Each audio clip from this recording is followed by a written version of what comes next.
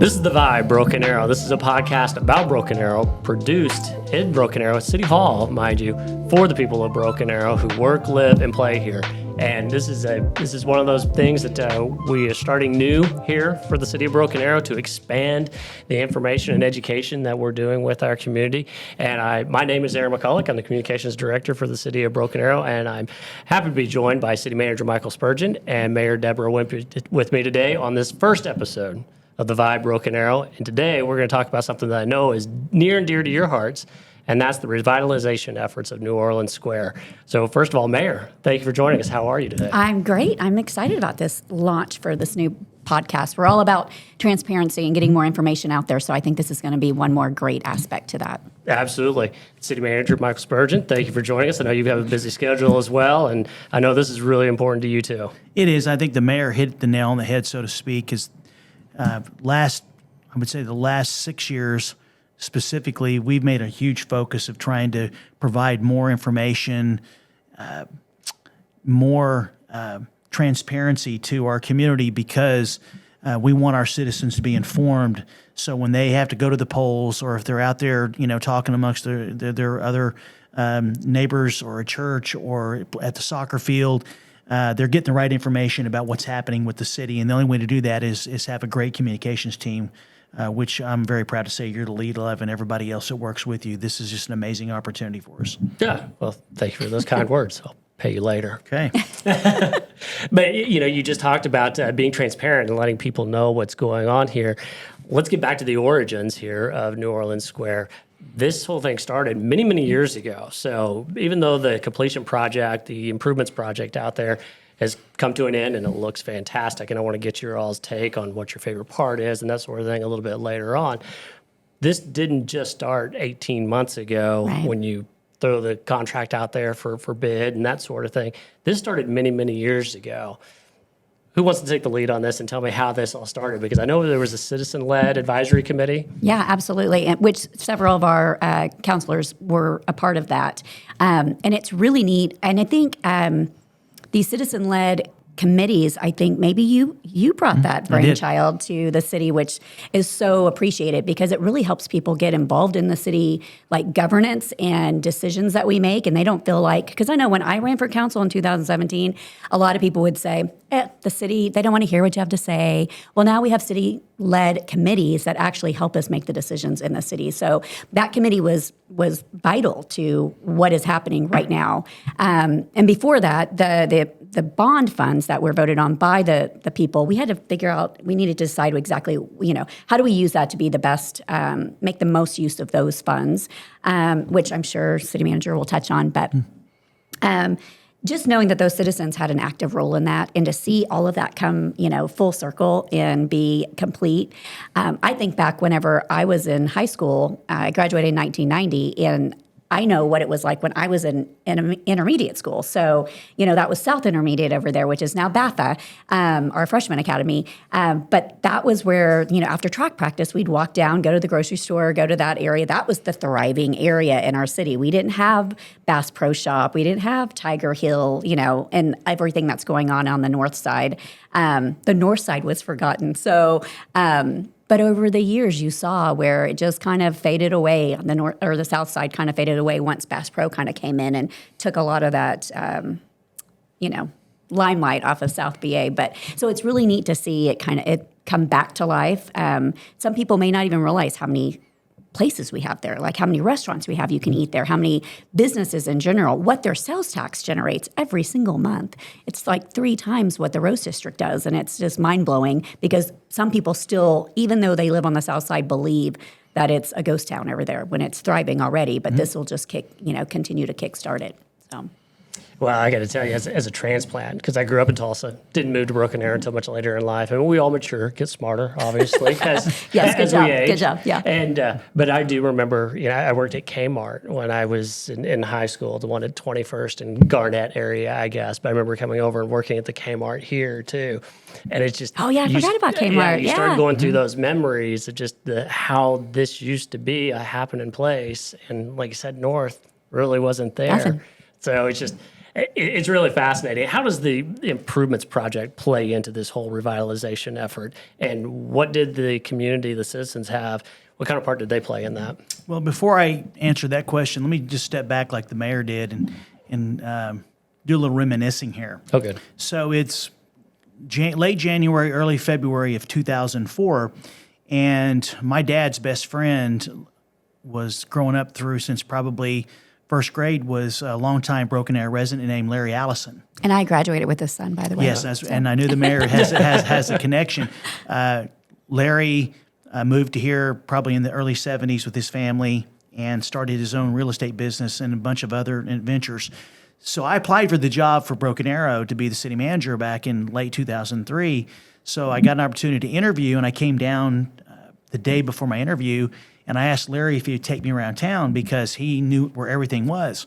And he said, yes, absolutely, Michael. In fact, there's somebody I want you to meet that's a very prominent citizen business owner that I think it'd be good if you meet him. So he said, meet me at Applebee's at 101st and Elm, and we met with Scott Graham, who was the president, owner of First National Bank. So in 2004, the place to be, because Bass Pro wasn't here at the time, was what we now know as New Orleans Square. Man, that's And crazy so when you see the Rose District and how it is now. That was the place. We talked about the Rose District at that meeting because I was preparing myself for the interview, and they were just in the Farhad Daroga had started the help with the planning initiative. They were just in the planning stages of trying to think about what the Rose District was actually what we know as is today. What it Back could be. then, it was just the thought. New Orleans Square was bustling at the time, and obviously, the one thing that I think our citizens have a hard time understanding is that internal business decisions drive a lot of expansions, closures, new businesses. And obviously there were some things that happened there and you started to see some transition. So fast forward into 2015 when I get here and I'm looking around about what the priorities as I see. And first and foremost was we weren't moving on a lot of the bond projects the voters had approved from 2011, 2014, respectively. So that was my first priority. Second was I went to the council members, and Debra started in April of 2017 and said, look, we've got to do something about New Orleans, what we now know as New Orleans Square. That's all referred to it as. Back then it was just Elm, basically Elm and New Orleans. And the council immediately bought into two things. One, having a citizen advisory committee that served for a specific purpose. It wouldn't just carry on a perpetuity. And then I said, we need to do that on many, many other things we do. So you look at the involvement of our citizens and just about every single thing we do, the council immediately well, we're going to have an advisory committee, whether it's a microtransit, whether it is streets for all, whether it is our zoning. The council believes that more residents actually should be involved. So with regard to New Orleans Square, we created a committee, and they looked at everything from the current conditions from the private side as well as the public side. Public side being the improvements. What's the conditions of the road, the sidewalks, the walkability. And they were comparing it in many cases to the Rose District, where the city had spent a great deal of money to do public improvements. And with public improvements, the belief is that that's incentivizing the private sector to step in and to make the private improvements as a result of the public improvements. And so they came up with recommendations after probably about a year. And one of the main recommendations they had was the fact that we need to revitalize the intersection itself and take an old shopping center concept of 4 quadrants and actually how do you make that something that is going to be very viable, similar to the Rose District. And I think what we're about ready to say is complete with the punch list work, basically done, is something similar, is that we can be very proud to say that we now created something that we believe is going to be the first step in the revitalization of the area. I think the Rose District is a good template, if you will, a good barometer for that whole saying, if you build it, they will come. Yeah, because we've seen that happen there. And I would imagine that was part of the thought process that went into this. This was well before my time here at the city, but this was part of the process that if we do these public infrastructure improvements, that it's going to bring in more businesses to come in. Now, is that the goal? Was that the idea?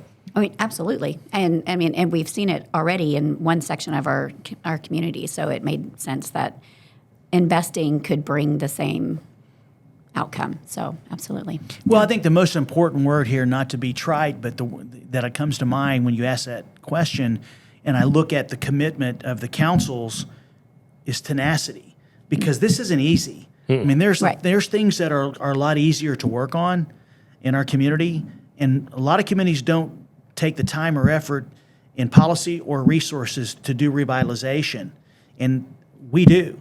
And I couldn't be more than 1,000% behind this, because I know that is a very viable area of our city. But you think about the policies, the overlays that we've actually looked at, the fact that we've committed public resources to redo the intersection, and we're just getting started. We're going to be talking about other things that we can do, such as the relocation of some of the utility lines. Yep. But I also think that there are other initiatives that we can undertake that could create additional private investment, because that's what this is really, really all about. I mean, you can't grow an economy or sustain economy with public sector jobs. The school district in the city or the county, that's not what drives a community. What drives a community is your manufacturing, your industrial, and those higher paying jobs. Also, you have to have the businesses that support the citizens, and that's especially important in Oklahoma because we're so heavily dependent upon sales tax, which, I'll let the mayor comment on it. We deal with this all the time about tax policies and making sure that the legislature understands we need to look differently about how we fund our cities. Absolutely. And that's the other thing about South Broken Arrow, is that we don't have, or we're getting there, but didn't have white collar and blue collar jobs in that area. People, like 83% of our citizens, go out of our city to work every single day. Well, they may eat breakfast outside of our city. They're definitely eating lunch out of our city. They may stop for dinner or grab groceries at their favorite grocery store outside of Broken Arrow, which, by the way, our sales tax is lower than anywhere else. But just want to point that out. But that's what was happening mainly in the South Broken Arrows, because there wasn't really options for them outside of that. And they were already outside of our city, so they would just take advantage of being outside of our city. So, but what they weren't thinking, and you kind of almost have to have a one-on-one conversation with people to remind them, I know you like the Sprouts, that's in Bigsby because it's closer, but it's really important that you drive to our Sprouts in North Broken Arrow because that stays in our city. Those sales tax dollars pay for our infrastructure and those streets that you want widened and improved. It pays for our fire and our police officers, and you want them to actually be able to come to your house, when you have an emergency.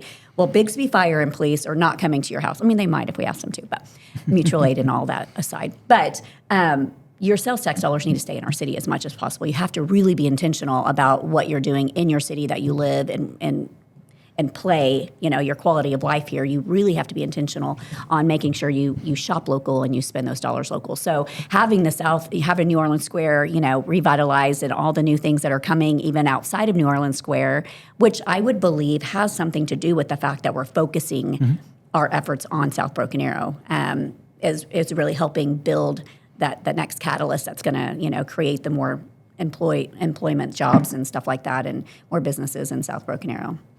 I'll tell you, Aaron, if you ask what I'm excited about, or you look at the accomplishments, I mean, the intersection itself is going to be amazing. And here's a small example of the tenacity of the council and how we partner with the private sector, is that when Hobby Lobby closed, obviously we took a proverbial political beating. Yes. Because the residents thought we had something to do with it, and really it came down to traffic counts, and that Hobby Lobby wanted to be in an area where there's 90,000 cars a day that go past Hobby Lobby right there where it's at, right off the north on Highway 51. And have the opportunity to own their own building. Yes, that's right. And that is exactly right. They own that building. So that building's vacant. So we had a church come to us and wanted to actually rezone that property. And we've got examples in the community where churches have gone into a more mature retail commercial area and helped revitalize it. And so we went to the church that was interested and said, hey, we can work with you. However, we want something unique, is we want to partner with you. We want you to agree to do a certain amount of commercial retail. Included into that building. Yeah. That's exactly right. And from that genesis of having that conversation, they were more than willing to do that. And as a result, we've got a great pizza place. We have a retail store that's doing very, very well. Everybody loves to go to the Summers Market. Yep. and we got an expansion of the Water's Edge Winery. It's like their event center. Yeah. Exactly. So look at that. That's from just going and have a conversation. And they're also required to work with us to do 9,000 to 11,000 square feet of freestanding type commercial retail, which we're currently working right now with the developer that wants to do that. And that's from just trying to partner with the private sector. And so those kind of conversations, I think there's additional conversations we can have. But to go and say, okay, this is what we'd like to see, and them to agree to it. I'm really and to thinking see outside of the box on things like that is kind of unique. And It is, very much. I think it's one of those things that people don't look at New Orleans Square as being a really good example of that private-public partnership. Because, as you say, I mean, this was a huge part of it to get us to where we're going. Favorite parts of the intersection as it is now, these improvements? Well, I love the street lights. I just love it's the little things. You always say it's the armor all on, right. on things, and the street lights and the new street signs. And I'm about aesthetics, so that's my favorite about it. Well, I will tell you this, just to dovetail on what the mayor said, is that we're going to be actually starting to paint a lot of our traffic signal poles that are gray, that's kind of like flat gray and black around the community to actually, because it does give you that sizzle. It's a very small expense, but it provides so much community pride. And when you start to think about communities that you go to where you see that little bit of enhancement, you see those small little things. And the council has said, the residents, more importantly, have said they want those same things here. And so, the administration, Rocky Hinkle specifically, is working on with the engineering construction team about the bid specs to actually start painting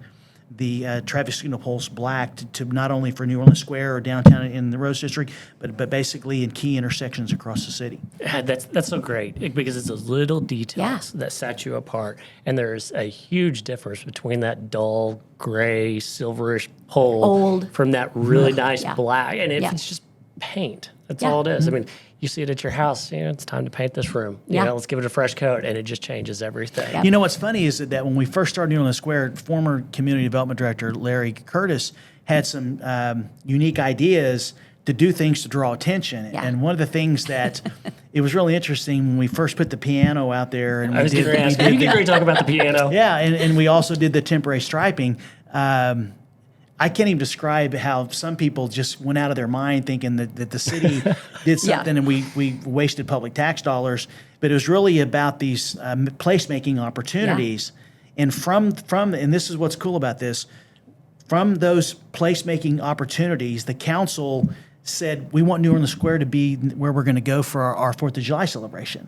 And so that's the kind of opportunities that people are going to get down there. And then it becomes incumbent upon the businesses that we've got the people there. And we got a lot of businesses that are getting excited about the fact they're going to get that opportunity because there'll be thousands of folks there on July 1st. And this is the third time. This is going to be the third year for the block party, correct? What have the businesses told you? The people who own the businesses, the people that work in the businesses, how excited are they that the city is putting this kind of effort and trying to bring people in, especially on such a historic day as 4th of July?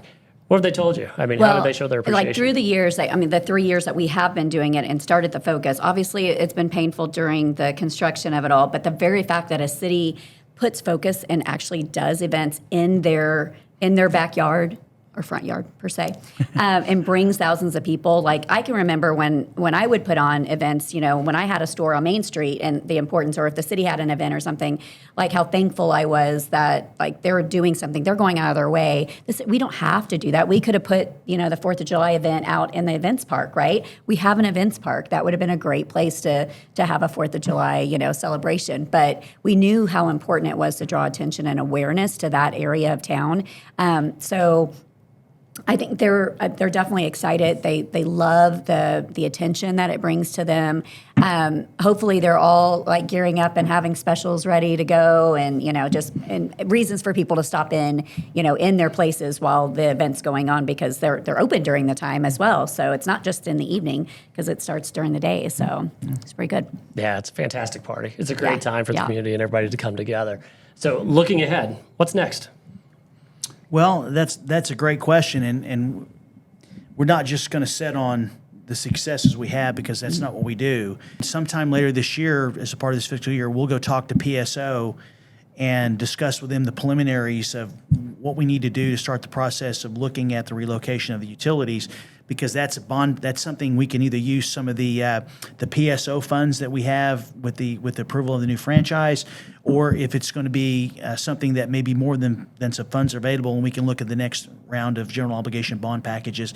So we'll begin that. But the other thing that I'm very excited about is that even though you may think that the area is completely mature and developed, it's not. There are lands available, in basically the northwest quadrant, and there are lands available to the west of the southwest quadrant.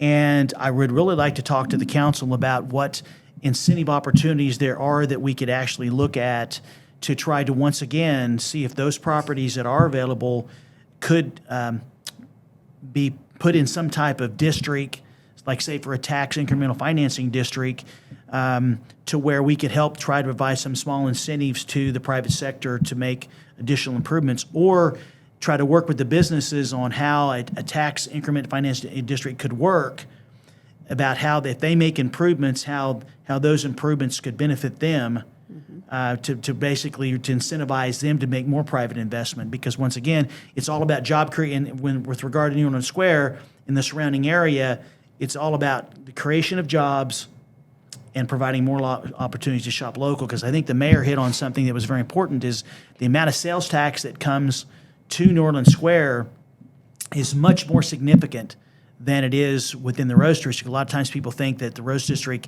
is our top sales tax generator. It is not. It is a great investment. It's doing wonderful.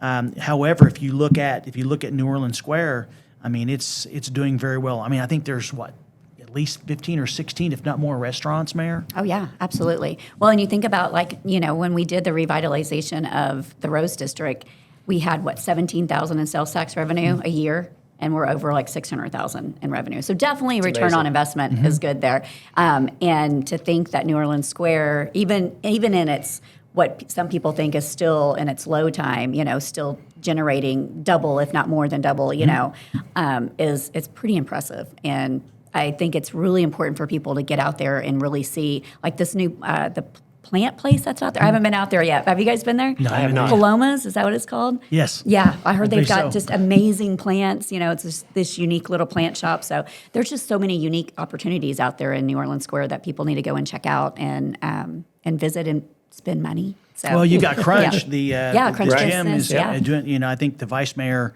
she shared pictures on social media in the last couple of days showing the fact that they've got walls going up in there for that new workout facility. And obviously that's a driver. I mean, actually having a workout facility in a shopping center drives people to the businesses before and after they work out, whether that's coffee on your way to work or basically something to eat on the way to work or on the way home. And so it's been proven that they actually can drive and it can help a shopping area like New Orleans Square thrive. And how great is that you have a business that's taking over for that, let's face it, abandoned building. Absolutely. Large, it just huge. sat there for quite a while. And now a tenant is going in there and promoting healthy lifestyle, that sort of thing. I mean, it's just, it really does kind of show that redevelopment of the area and that folks see the potential and they're willing to bring their businesses in. And it's we actually needed that. We do have, we have locally owned smaller gyms, but we didn't have big gyms in the south side of Broken Arrow. So that'll help. I mean, there's some on the, south Bixby side that might be upset that we're going to pull away from them, but that's okay. We'll be okay. They'll be okay. less than 5 minutes from my front door. And that that's really good when you're talking 5:50 in the morning. Yeah. Oh, I'm sure. Yeah. Absolutely. Versus having to go a little bit further. But I mean, there's a lot of things that are happening, and we're trying to stay in constant contact. Steve Yoder, I need to send a shout out to Steve Yoder. He's a member of Jennifer Rush's economic and tourism and economic development team. He spends a lot of time, just like Brent Brassfield does in the Rose District, talking to merchants, especially during the construction, about what's happening, and then having monthly or quarterly meetings with them, trying to get them to create an association to where they actually talk amongst themselves or to building relationships, because as the mayor knows, is that we're all in this together. I mean, they're all trying to accomplish the same thing. It really feels like a new era out there at New Orleans Square. Sure. I mean, it's just because the improvements have come to an end as far as that project is concerned. We're really just at the beginning. I mean, you said it before. I mean, this is really just the beginning of this whole revitalization effort out there. Well, it is, and the mayor knows these things, so I'm going to go ahead and mention them. Is that if you just have to, close your eyes for a minute and just envision, one of the things we have to do in the next bond package is from New Orleans Square at New Orleans down to Florence, the city didn't widen that road to 5 lanes. Right. Okay, and so I fully anticipate that the council will approve in the next bond package the funds, and the right-of-way is already basically there to actually put a turn lane, because that's a safety issue. So if you just envision this for a second, is that we want to widen that, so you're basically that's a wider to accommodate all the traffic, because that is a very busy intersection. We've also talked about putting an outer road along the turnpike on the north from from Elm Place over to Aspen to basically Aspen Ridge. And so we know resources and another 200,000 square feet of commercial, and the council is going to be looking at some other opportunities. The Innovation District could have a road that connects to Aspen. In just a few years, we could actually have an outer road that connects all the way up to Elm Place, and then you just may head north and you're right there at New Orleans Square. Or if you're at New Orleans Square, all you got to do is go all the way down the turnpike. You don't have to get on. You could go on the outer road that actually take you to that viable area that we're working on now. And we've also starting to see some movement with the shops at Aspen Creek. And so I can tell you there is so much that is happening right now. And the traffic counts, and this is something that I found out just recently, is that for years the traffic counts on the Creek Turnpike in that area were around 12,000. Well, we recently met with the Oklahoma the Turnpike Authority, and the traffic counts in the area are now around 20,000 per day.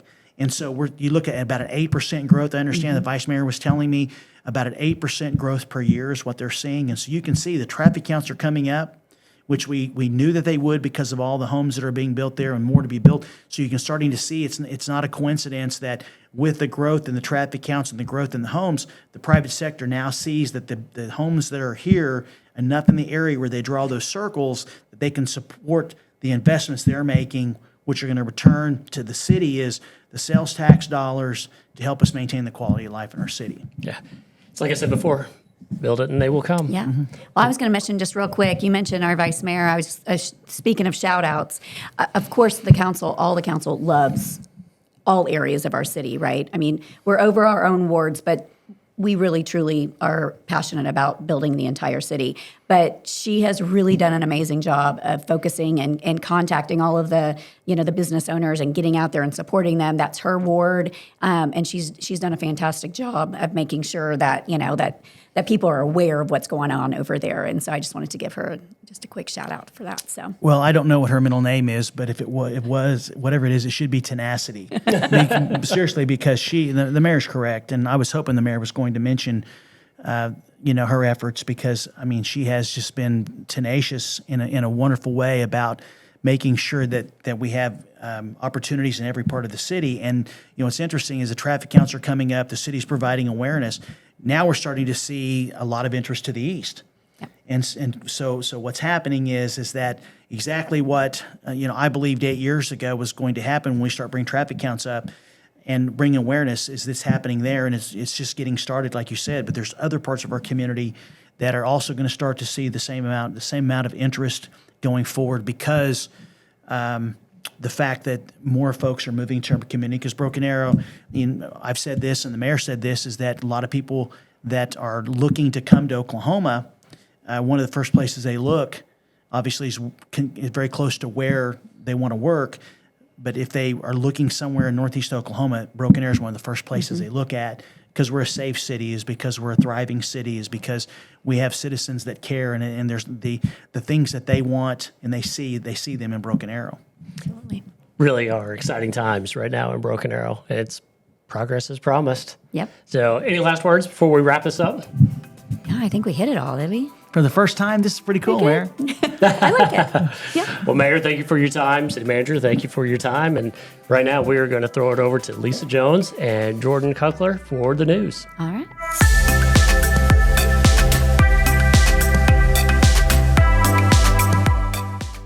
What's up, everybody? My name is Jordan Kuckler, and I'm here with Lisa Jones, and this is the news section of the podcast. If you made it this far, congrats. You're in it deep.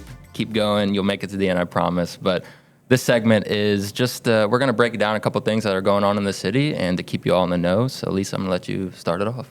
First of all, we have a brand new city council member. Yes, we do. We're very excited. His name is Justin Green. He's for Ward 4, and he's a corporal with the Tulsa County Sheriff's Office, and he supervises the school resource officers.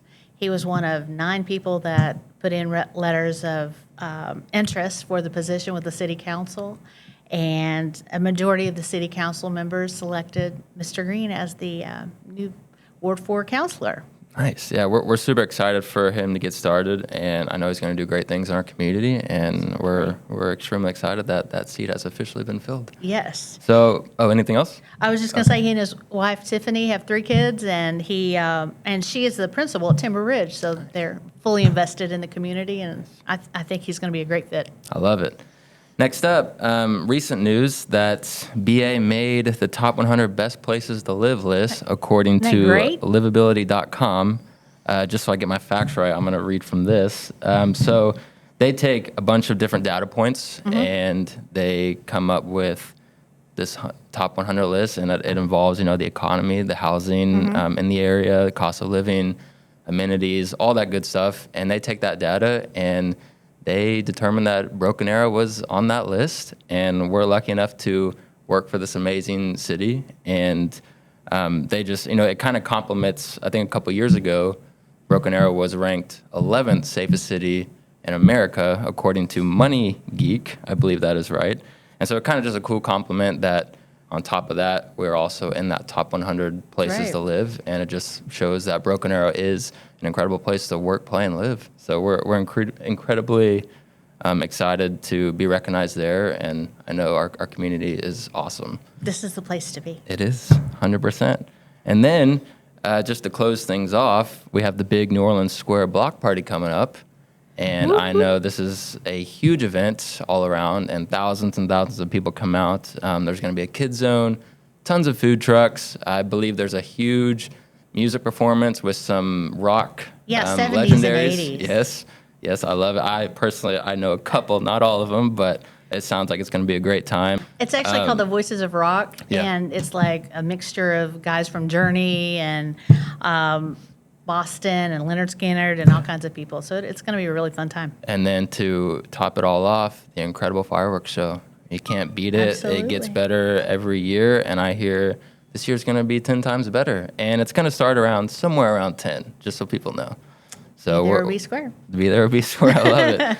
So we're super excited, and if you want to, find more information about that, just go to our website, and all the info is there, and we'll see y'all out there. And anything else you want to add into this? I think we got it. Awesome. So we're going to close things off now. We're going to pass it over to Aaron McCulloch and City Manager Michael Spurgeon for rounding third. Thanks, guys.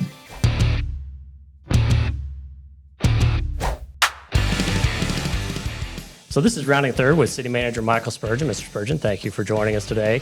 Great to see you, or actually to be talking to you, Aaron. Well, and we got cameras here too, so they'll be seeing us as well. So see, hear, it's all of it.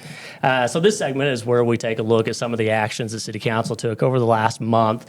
And we're taping this about 8 days after the storms that came through on June 17th and 18th. And on June 19th, City Council had a emergency meeting, and council approved, and the mayor signed an emergency declaration. Tell us a little bit about that. Explain what an emergency declaration is for those folks who don't understand. Well, let's step back, and let me say first and foremost that every storm, every situation where there's the potential for a disaster declaration to be issued is different. Rarely are there 2 events essentially that are the same. It may seem like they are because it could be high winds, could be potential tornado. There's also man-made type events where you have a natural gas explosion, for example. There's other man-made events that could happen. And so I always taken the approach in 35 years is that every situation is different. And the first thing I wanted to share with regard to the recent event that just happened to Broken Arrow was the planning for that event started a couple of days in advance, because the weather patterns were showing that we were going to receive some very high winds. late Saturday night, early Sunday morning. And so Emergency Management Director Jamie Ott and I, along with a lot of the leadership team, began preparing in anticipation of the possibility of having some wind damage as a result of or probably some of the unprecedented winds that we've ever seen in our community. And so all that happened just a little bit after midnight, and we went into action immediately based on our emergency operation plan and started focusing on, was there a need to do any type of rescue? I mean, that's always the first step after your initial planning is a rescue. We rely upon the police and fire departments respectively to be out within the community to determine if there's a situation, in this case, as a tree fallen on someone's house, on their vehicle, or were they unfortunately out in the high winds and were injured. And that's the first thing you do is you focus on rescue. Once we determine that that phase of the event actually wind down, then we actually start doing the damage assessment. And in this case, we started doing damage assessment at the same time as we started doing the actual recovery, which consisted of primarily of removing all of the debris, fallen trees, any materials that were on our roadways. And we started with doing arterials, and then we moved into the neighborhood residential areas of our community. And we did that for really two reasons. Number one, so emergency services would have the ability to get to wherever they needed to get to within our community to provide aid if needed. And secondly, is to make sure that, because I knew for a fact, just from what I could see when I was driving around, is that we had large power outages, and we wanted PSO to be able to get to their lines. And so that's a process we used. Sun came up Sunday morning. We began the damage assessment. As you start to do the damage assessment, you're always thinking, is there going to be a need to declare a disaster? Is there going to be a need for requesting assistance? And that's a part of the damage assessment. And so Mayor Wimpee reached out to me. We were communicating early Sunday morning, and she's asking, do we need to do a disaster declaration? And in concert, Jamie Ott and I just decided that let's finish the damage assessment and see where we're at. And eventually we determined that we needed to issue one simply to make sure that we had access to resources in the event that we had something that we were not prepared for, was, for example, a critical infrastructure was damaged or so forth. But a part of that damage assessment is helps you determine if there's a need. And a lot of times damage assessments will reveal that there's a need for a disaster declaration. And in this case, disaster declaration, as I've always used them, do I not have the resources locally to be able to handle that disaster? And there have been times in my career, especially with flooding, when we needed to declare one because we knew that we were going to be overwhelmed. And in this case, we were fortunate enough with our pre-planning and to be able to say in the type of event that we had, we were able to manage it. And so we were able to do concurrently our damage assessment along with basically start clearing the roadways. And so Monday morning, I determined that we did need to actually do the disaster declaration. And then the mayor called for a special meeting at 4:50 on Monday, and the council passed it unanimously. So just to be clear, this wasn't called because of a manpower issue. We were able to manage, the city was able to manage the storm, if you will, the recovery efforts. This was more of because of the damage that was done, to be able to recoup some money. Is that why this emergency declaration was signed? Well, the thing about disasters that sometimes, because we hear the word FEMA, we hear the word state, getting involved, state civil defense, emergency management, the bottom line is that every event is still a local event. That event is the responsibility of the municipality, and you call for assistance based on your need.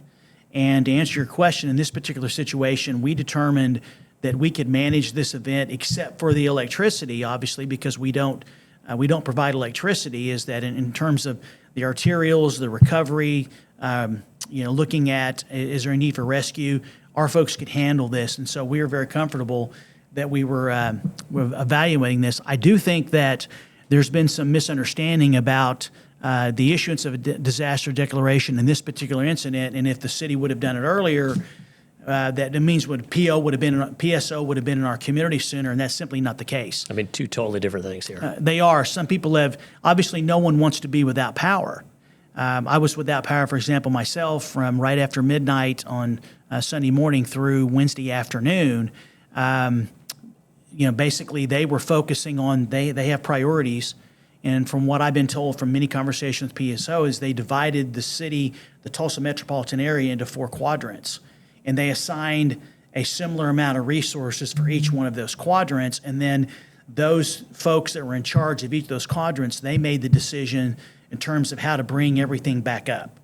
And a lot of times they focused on those areas such as the hospitals or where there is a need to render aid. Those are a lot of the most important things, critical infrastructure, being able to make sure you can provide safe drinking water and to process your wastewater. There's so many factors that go into the determination, and obviously no one wants to be inconvenienced by having their electricity turned off, but there's a process. The fact that we waited to finish our damage assessment, and it's not as easy as some people think. You just drive down 3 streets and you see a number of trees down to say that there's been a disaster. I have to look at everything. I have to look at the trees that are down. I have to look at our water plant, our sewer plant.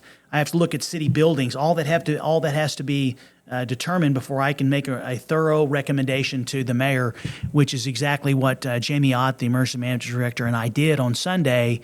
And then Monday morning, we recommended to the mayor. But I want to make it clear, she was communicating with me throughout the entire Sunday, waiting for me to determine if we needed to do that. And on Monday morning, we felt comfortable in being able we can justify that recommendation.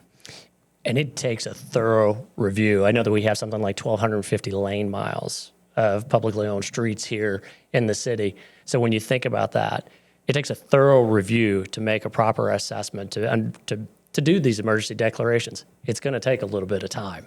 And so that's where we have to have a little bit of patience, a little bit of grace, that we are doing our due diligence here and making sure that everything is on the up and up.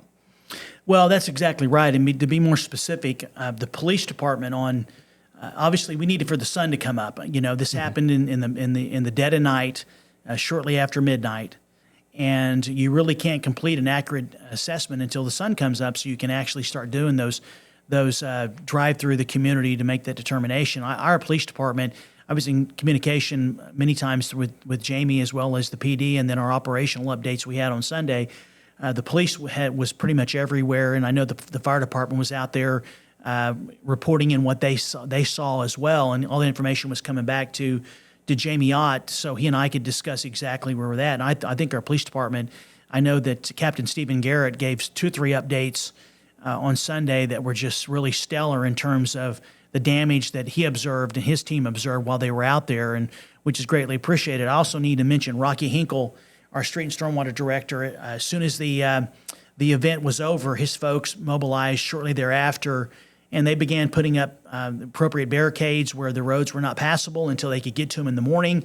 They started putting up stop signs in areas where traffic signals had lost power, and making sure that for those that had to get out at that particular time, they weren't going to be going into areas they shouldn't, because sometimes you could see down lines, and just because it's down line doesn't mean that line is not energized. And so you need to block those areas off to ensure the safety of the residents or motorists that are in that area. And then if intersections that are basically lost power, to make sure that folks have some orderly way to be able to get through it. Well, it seemed like a fantastic response from all the city crews, from solid waste and recycling to streets, police, fire. It really seemed like a coordinated effort to make sure that the city was in a good place immediately after the storm. Well, you ask me what time it is sometimes, and I got to build you a clock. Is that what you just did earlier? That is exactly right, because it's not as cut and dry, as simple as everyone thinks or believes that it is. Every incident that you have is different. I don't think there's 2 that are alike, and we approach them with all the knowledge we have as individuals and as a team. But we take them as, okay, this is this event. What do we need to deal with to address all the issues that go along with recovery and getting people back to some level of normal. Well, appreciate all of your efforts and your leadership during that time. Let's shift gears. We have a new city councilor. We do. What do you think of Justin Green? I've had the privilege of visiting with Justin on several occasions. I had the opportunity to talk to him a couple of times before council actually decided to basically appoint him. he was gracious enough to reach out to me and want to visit. And what I found was an individual. And he wasn't the only one who reached out to you at that time who had submitted a letter of interest. You had others reach out to you as well, too. Oh, yes. I had several that actually reached out that expressed interest in the position, which I was glad to see. I mean, obviously, this open position and the fact that the city's so transparent that it generated a lot of interest. And we can talk about that because I'm sure you probably have some questions about the process and what happened last Monday night in that special meeting. But specifically with regard to Justin, he did reach out to me, and I had a chance to learn a little bit about him. And what I found out after those meetings was it's a gentleman that has been very involved in Broken Arrow in many different respects for a very, very long time. His wife, for example, works in the Broken Arrow Public School District. And so they have some pretty deep roots into Broken Arrow. And that whole process we went through was very interesting. And so far, in just a week, I mean, he came to our operational meeting we had with the governor when he stopped in town last Friday. He's been communicating with staff, and now we're getting ready for the big task of setting him up for his orientation into the organization. And that is a self-paced, probably 2 to 4 month process of him getting to intimately know what's going on at a policy level, what's happening in all the respective departments within the organization, because when he sits up there, his next meeting, short of a special meeting, will be on July 17th. He's making multi-million-dollar decisions in some cases. He's also weighing in on policy that are currently under consideration by the council. And so it's my responsibility, along with the rest of the leadership team, to get him up to speed as quickly as possible. And he has, I believe, the proverbial hit the ground running and is very excited and anxious to get started. So you talked about the process, or you hit on the process. Let's talk about that a little bit. City Council held a special meeting on June 19th to speak with those who were interested in the position for Ward 4. I think there were 9. I think we had 10 that had actually put in for it. I think there were 9 that showed up to speak to them. Is that typical of the process for whenever you have a vacancy to have a special meeting like that, to hear from them? Is that normal? Is it rare? You tell me. The fact that, council, there were 2 shalls in the law, which to me, my definition of shall was at least consider the appointment of someone. And if you couldn't reach a consensus, then the second part of it would have kicked in to actually go to the vote of the people. Yes, we had 9, and each one was given what I think is a reasonable amount of time to come up. They all submitted letters of interest. Many included their resumes, and they got up and talked about really the common theme was their love for Broken Arrow, number one. Secondly, wanting to be involved in a community that they all felt was going in the right direction in terms of growth, basically great place to live, work, and raise a family. There was a lot of consistent themes in what everyone had to say. And so to hear everyone, and I think what you got was, unfortunately, the council only had one position, but what you got, or council did, was because they've become very active over the last 5-6 years of creating ad hoc committees to look at and provide recommendations on many different things, such as the Advisory Committee for New Orleans Square, microtransit, the city's transit system, the Streets for All that we're currently working on, the gateways. These are small committees that work for a short period of time. I think they just found 8 additional people that might be interested in getting involved.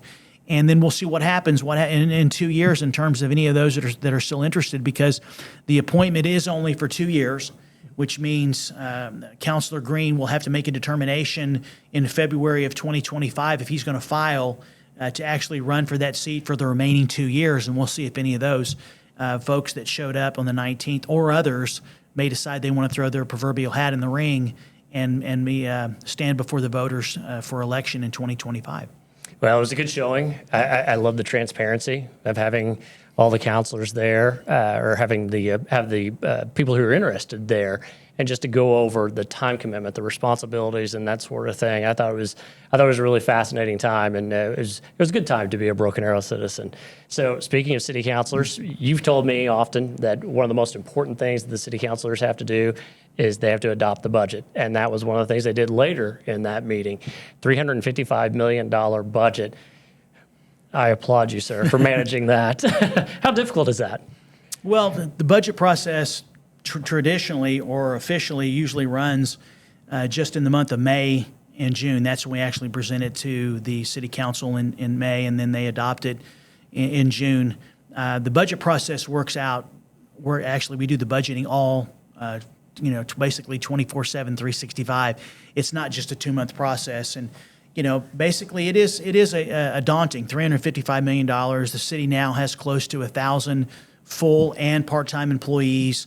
We're trying to make sure, and which is my responsibility as city manager, to basically determine what level of personnel and support and resources we need to meet the expectations of our community. And to me, the expectations are maintain and improve upon the quality of life that we have in our city. And so we have 6 or 7 areas of focus that we spend most of our time, which maybe we can talk about in another segment, because I think the folks would appreciate knowing, from my perspective, what I speak to council quite a bit about is these 7 tenets, which is what we try to, every single thing we do, we try to focus around these 7 areas, which help maintain the great quality of life that we have in our city, and also try to build upon that quality of life. I mean, Broken Arrow is a community that people are coming to, not going from, and there's reasons for that. There's reasons for that on things that we do every single day, which we use the budget to fund those initiatives, to fund those operations. Then there's other entities within the community like the Chamber of Commerce, the Economic Development Corporation, the Broken Arrow Public Schools, Union Public Schools. There's so many entities that are out there also doing great things that are contributing to the high quality of life that exists within our city. But in terms of the budget, it's a labor of love. I mean, to me, my budget message, which is between 20 and 30 pages every year, gives anyone that reads it a very good snapshot of what the priorities are for the year, what our total budget for, whether it's the total budget, the general fund, utilities, is going to be for the coming year, what priorities we're going to work on, any challenges we have coming. And so I really try to lay it out so anyone that may not be familiar with actually the budget process can go look at that message and come away with a good understanding of where we are and probably generate questions. And we're starting to get a lot of those questions. And what I'm excited about as a part of this budget, there's a couple things, if you don't mind, if I can share those. I think it's important every few years to take a citizen survey. And we need to look at some questions and get those out to the community and ask them how we're doing. Are we focusing on the things that they also believe are important, and hear what they have to say about the direction that we're going?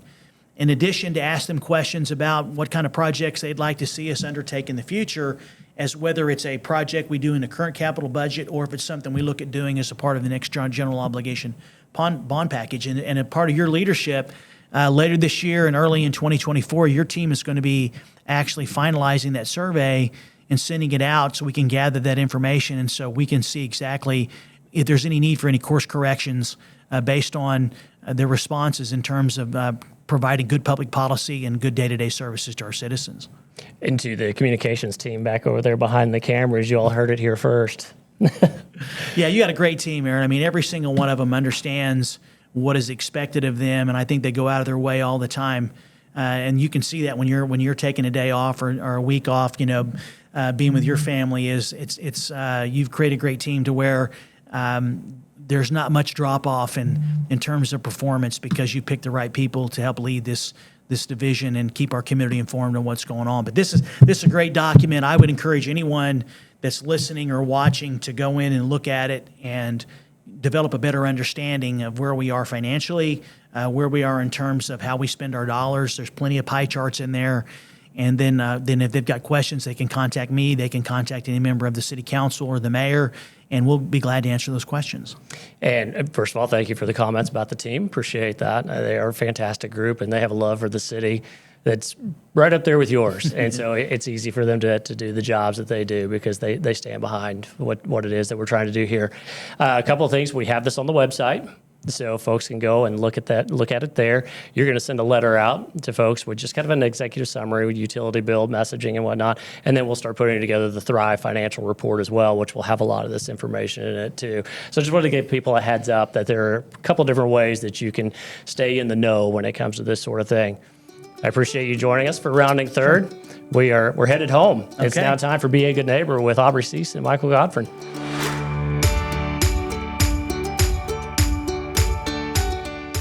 Hi, I'm Aubrey Cease. And I'm Mike Godfrey. We're both from the communications team here at the city. Welcome to Be a Good Neighbor. This is where we close out our show with some inspiring stories from around the city about doing the good thing. So howdy, Mike. How are you? I'm doing great. And man, I have an awesome story for you. All right, let's hear it. So over the past weekend, we had our fire department went out to a call, and normally fire departments take care of people, but in this case, they took care of some animals. Aww. Yeah. So let me ask you, are you a dog lover or a cat lover? I love all God's creatures, but if I had to pick, dog. All right, I'm the same. I love all creatures as well, but I have a cat in my house. Okay. Well, it turns out that there was both a cat and a dog trapped underneath like a deck, like a wooden deck. And, we don't know if one was chasing the other or they both teamed up to chase another animal. We don't know that. But the homeowner actually called the fire department, and they're like, hey, can you help us with this? And Engine 7, along with some members of our animal shelter, came out, and they got right to work. So they had to take like a floorboard out of the deck, and they were able to rescue the animals. Both of them weren't really injured or anything like that. And in fact, when they were done with everything, the firemen even put the deck back together for them. Oh, nice. Yeah. So I thought that was just a really good example of being a good neighbor. Like, they were out to help a homeowner with their need of their four-legged animal. So. Yeah, that's awesome, which is so funny because I also have a first responder story for really? You. So the Broken Arrow Police Department for Mental Health Awareness Month last month teamed up with it's DVIS, which is the Domestic Violence Intervention Services of Tulsa. They teamed up with them to kind of tackle some domestic violence issues, talk about awareness around the city, things like that. And in that relationship, they built a connection and kept in touch. And they found out that this shelter, the emergency shelter through DVIS, lost some staff, including a cook, a cleaner.